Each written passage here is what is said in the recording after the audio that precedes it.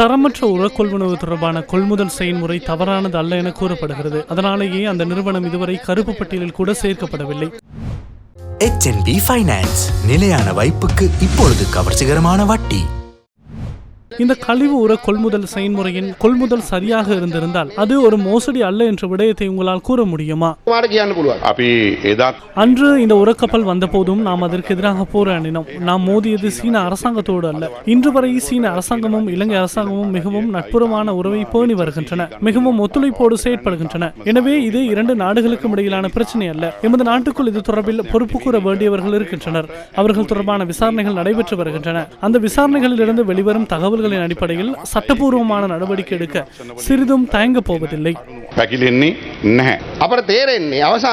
இறுதியில் எதிர்க்கட்சியில் இருந்த போது ஆட்சியை கைப்பற்றுவதற்காக கூறப்பட்ட ஒரு விடயமே தவிர பொதுமக்கள் எதிர்பார்த்த நீதி அல்லது இந்த மோசடியினால் ஏற்பட்ட இழப்பு நாட்டுக்கு ஒருபோதும் கிடைக்காது என்றே எமக்கு புரிகின்றது. அது மாத்திரமன்றி திருடர்களை குற்றமற்றவர்களாக நிரூபித்தே நீங்கள் இன்று பதிலளித்துள்ளீர்கள் என்ற விடயம் எனக்கு புலப்படுகிறது.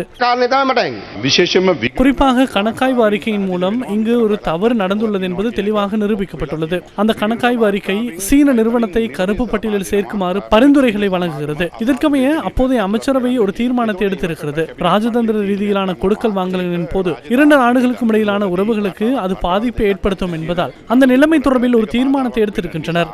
அந்த தீர்மானத்தில் எமக்கு எந்த பிரச்சனையும் இல்லை. நாமும் அந்த இடத்தில் ஏற்றுக்கொள்கின்றோம். எனவே இந்த விடயத்தில் நாம் எங்குமே சீன அரசாங்கத்தை குற்றவாளியாக்கவில்லை. அந்த நிலைமையில் இது தொடர்பான விசாரணைகள் தொடர்ந்தும் நடைபெற்று வருகின்றன.